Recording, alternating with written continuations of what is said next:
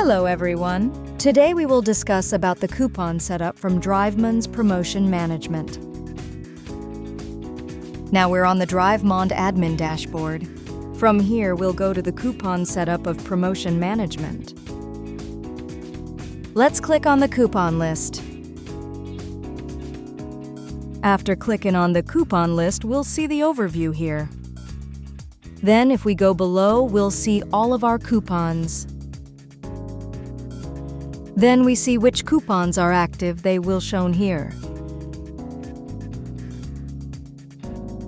And which coupons are inactive, they will shown here. If we want to add another new coupon, we have to click here. After clicking here, we can add what percentage we want to give to the customers. Here we can give 30%. We can give the short description, get it now. We can select the coupon type. We'll select default coupon. We can give here coupon code. We select it July 2025. Limit for same user. We can give here how many times a user can use the coupon. In this case, we want to give it 3 times. Then we can give the day, that when we want to start this coupon. We will select from tomorrow. We can mention the end date, that we want to run this coupon. We'll run it for a week. We can select that what should be the minimum trip amount to take the coupon. The minimum trip amount we offer is $60. We can select the coupon amount here. We want to offer a 10% discount. We can also set the maximum discount limit.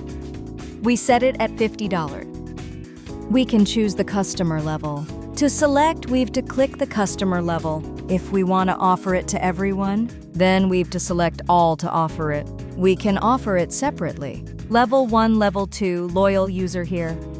We offer it to all customers. We can select the category bike, car, parcel, everything.